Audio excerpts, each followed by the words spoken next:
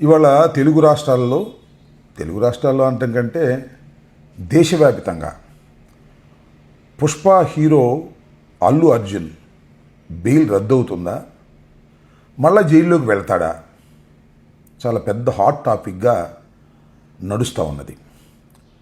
అసలు బెయిల్ ఇచ్చిన తర్వాత బెయిల్ రద్దు చేయటం సాధ్యపడుతుందా? నెంబర్ 1. రెండో అంశం, అసలు ఎందుకు రద్దు చేయాలి, నేరం అంత తీవ్రమైందా, వీటిని కొద్దిగా ఆలోచించాలి. అయితే ఇక్కడ జరుగుతున్నటువంటి అంశం ఏమిటంటే, ఒక సెక్షన్ ఆఫ్ మీడియా లేదు ఆ రాష్ట్ర ప్రభుత్వం, తెలంగాణ రాష్ట్ర ప్రభుత్వం కావాలని పని కట్టుకొని ఒక ప్రచారం చేస్తున్నారు. పుష్ప హీరో అల్లు అర్జున్ తిరిగి మళ్ళా జైలుకి వెళ్ళిపోతాడు, అతను బెయిల్ రద్దయిపోతుంది, వదిలిపెట్టే ప్రశ్న లేదు అనేటువంటి మాటలు మీడియాలో విన్నప్పుడు నాకు ఆశ్చర్యాన్ని కలిగిస్తుంది, కొద్దిగా హాస్యాస్పదంగా కూడా అనిపిస్తుంది. ఎవరికో కక్ష ఉంటే బెయిల్ రద్దు కావు. చట్టం తన పని తాను చేసుకు వెళ్ళేటటువంటి పద్ధతుల్లోనే ముందుకు వెళ్తుందనేది నాకున్నటువంటి చిన్న అనుభవం. అసలు బెయిల్ ఎందుకు ఇస్తారు, బెయిల్ ఎందుకు ఇవ్వరు, ఇది ఈ సందర్భంగా రాష్ట్ర ప్రజానీకం తెలుసుకోవాలని మనం చేస్తున్నాం. బెయిల్ అనేది చాలా సందర్భాల్లో ఇస్తారు, ఎక్సెప్షనల్ కేసెస్లో బెయిల్ ఇవ్వరు. బెయిల్ ఇవ్వరు అంటే అర్థం పోలీస్ కస్టడీలోకి పంపిస్తారు, నిర్బంధిస్తారు. ఎందుకు పోలీస్ కస్టడీలోకి పంపిస్తారు, రిమాండ్ చేసి నిర్బంధిస్తారు అంటే, తాను చేసినటువంటి నేరంలో సాక్షుల్ని ప్రభావితం చేస్తారనేటువంటి ఉద్దేశం ఒకటి బలమైనది. సాక్షులను ప్రభావితం చేసి బయట ఉంటే కేసును తారుమారు చేసేస్తారు అనుకున్నప్పుడు బెయిల్ని తిరస్కరించి ఛార్జ్ షీట్ వేసేంత వరకు, లేకపోతే ఎంక్వైరీ అయిపోయేంత వరకు జైల్లో నిర్బంధించేటటువంటి ప్రయత్నం చేస్తారు. ఇది చట్టం చెబుతున్నటువంటి అంశం. అయితే నాకు అర్థం కానిది ఏంటంటే, ఈ కేసులో అల్లు అర్జున్ సాక్షుల్ని ప్రభావితం చేయడానికి ఏమైనా అవకాశం ఉందా? లేదు, అల్లు అర్జున్ అనే వ్యక్తి ఇంటెన్షనల్గా రేవతిని చంపడానికి ప్రయత్నం చేశాడా? అసలు రేవతి చనిపోతుందని అతనికి తెలుసా? లేదు, రేవతి కుమారుడు సీరియస్గా ఉన్నదనే విషయం ఆ తర్వాత తెలుసుకోవచ్చు, కానీ అప్పుడు తెలుసా? అసలు అల్లు అర్జున్ యొక్క ఇంటెన్షన్ ఏంటి? సినిమాకి వెళ్ళాలి, సినిమా చూడాలి, ఎప్పుడు ఈ సినిమా నేను చూస్తున్నాను, ఈ హాల్లోనే చూస్తున్నాను కాబట్టి నేను వెళ్ళాలి అనే సెంటిమెంట్తో వెళితే ఈ రకమైనటువంటి పరిణామాలు సంభవించటం, ఆ తర్వాత పెద్ద ఎత్తున ఆయన అరెస్ట్ చేయాలనేటువంటి ప్రయత్నం జరగటం మనం గత 4-5 రోజుల నుంచి మనం పరిశీలిస్తున్నాం. దీనిలో అందరూ అనుకునేటటువంటి అంశాలు, కేసు నేరము పక్కన పెడితే ఆయన మీద ఎవరికో కక్ష ఉంది. ఎవరికి ఉంది కక్ష అంటే, ఆ రాష్ట్ర ముఖ్యమంత్రికే కక్ష ఉందని అంటున్నారు. ఎందుకంటున్నారంటే, ఒకానొక సందర్భంలో అందరికీ ధన్యవాదాలు చెప్తూ తెలంగాణ ముఖ్యమంత్రి అని పేరు గుర్తురాకో లేక గొంతు ఎండిపోయో ఆ పేరును స్కిప్ చేశారనేటువంటి ఒక బాధ బహుశా ఆ ముఖ్యమంత్రి గారికి ఉంది అని అనుకుంటున్నారు. ఆ బాధతో కాదు, ఏదో సామెత చెప్తారే, అత్త తిట్టినందుకు కాదు తోడి కోడలు ఎక్కిరించినందుకు అని. ఈయన మర్చిపోయినందుకన్నా కేటీఆర్ అసలు సినిమా నటులకి హీరోలకే ఈ రాష్ట్ర ముఖ్యమంత్రి పేరు గుర్తుండటం లేదు అని అన్నాడనేది ఇంకా పెద్ద ఈగోగా రేవంత్ రెడ్డి గారికి మారింది అనేది చాలామంది విశ్లేషకుల అభిప్రాయం.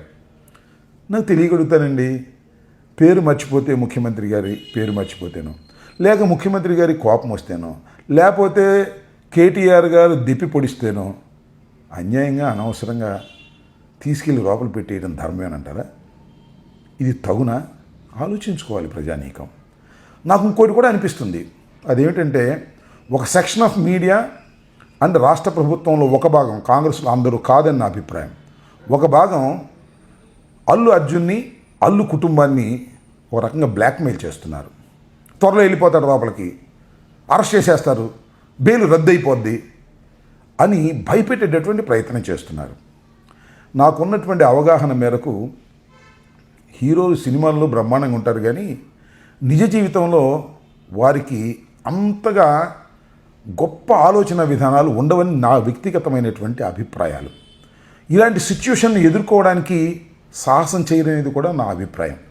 ఎందుకంటే అద్దాల మెడలో ఉండేటటువంటి వ్యక్తులు సినిమా హీరోలు. సరే, సినిమా హీరో అరెస్ట్ అయినప్పుడు రిలీజ్ అయిన తర్వాత ఆయన్ని పరామర్శించడానికి వెళ్ళటం అనేది తోటి నటుడిది చాలా సహజమైనటువంటి అంశం.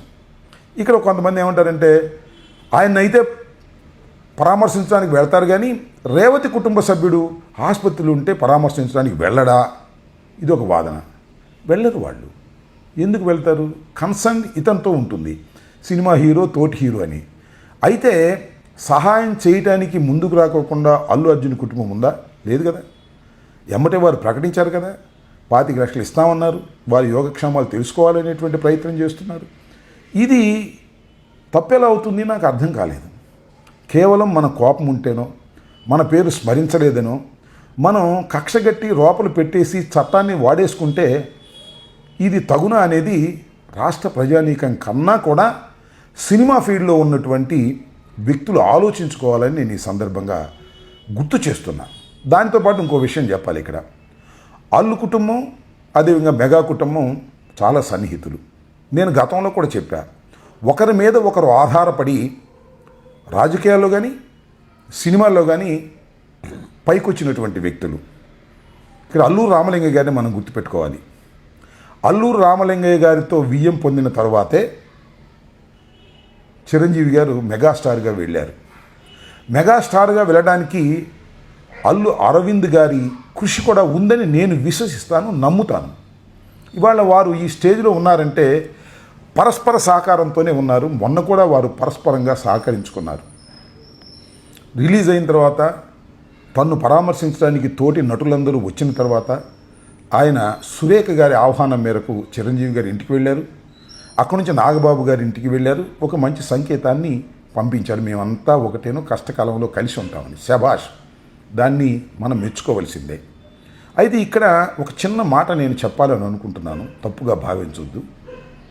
కానీ రాష్ట్ర ఉప ముఖ్యమంత్రిగా ఉన్నటువంటి పవన్ కళ్యాణ్ గారికి మాత్రం ఆయనకి ఫోన్ చేసి పరామర్శించినట్టు కానీ, వీరు వారు మాట్లాడుకున్నట్టు కానీ ఎక్కడా కనిపించలేదు. సైలెంట్గా ఉన్నారు. అంటే జరిగినటువంటి విషయాన్ని సైలెంట్గా ఉన్నాడంటే ఆయన దీన్ని కొంతమేరకు ఆమోదిస్తున్నారు అనేటువంటి భావన కలుగుతూ ఉంది. చట్టం తన పని తాను చేసుకుపోతుందని రేవంత్ రెడ్డి గారు చెప్పినటువంటి మాటల్ని సపోర్ట్ చేస్తున్నారేమోననే విధంగా అందరికీ కనిపిస్తుంది. నేను ఇక్కడ చాలా స్పష్టంగా చెప్పదలుచుకుంది ఏమిటంటే, పవన్ కళ్యాణ్ గారికి అల్లు అర్జున్ వ్యవహారం నచ్చకపోవచ్చు. ఎందుకంటే శిల్పా రవి ఎన్నికల ప్రచారానికి వైఎస్ఆర్ కాంగ్రెస్ పార్టీ తరపున వెళ్ళాడు కాబట్టి ఆయన నాకు నచ్చలేదు అనుకోవచ్చు. నచ్చకపోవటం వేరు, క్లిష్ట సమయంలో అండగా ఉండటం వేరు. నచ్చకపోతే నచ్చకపోయారు. కానీ తోటి హీరోని ఇంతగా బ్లాక్మెయిల్ చేసి హింసించేటటువంటి కార్యక్రమాలు చేస్తున్నప్పుడు పల్లెత్తి సింపతి మాట్లాడకపోవటం అనేది ధర్మం కాదనేది నా అభిప్రాయం. ఇక్కడ ఇంకో విషయాన్ని కూడా చెప్పాలి. ఒకానొక సందర్భంలో ఎన్నికలు నాకు గుర్తులేదు కానీ అశ్విని దత్ గారు సినిమా ప్రొడ్యూసర్ విజయవాడలో కంటెస్ట్ చేశారు తెలుగుదేశం తరపున. సాక్షాత్తు చిరంజీవి గారు, చాలా పెద్ద క్రేజ్లో ఉన్న చిరంజీవి గారు వచ్చి ప్రచారం చేశారు.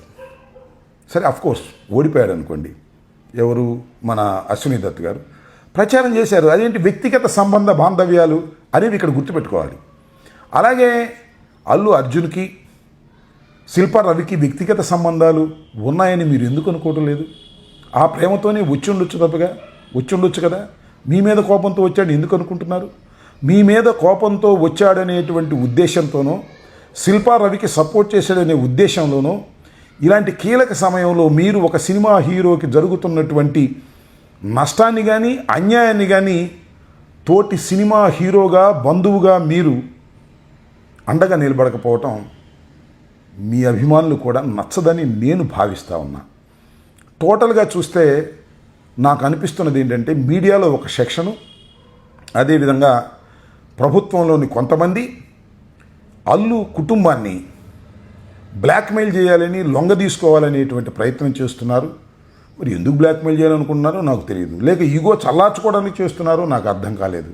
దానికి తోడుగా పవన్ కళ్యాణ్ గారి సైలెన్స్ కూడా వారికి దోహదపడటం అనేది ధర్మం కాదనేది నేను అభిప్రాయపడుతున్నాను.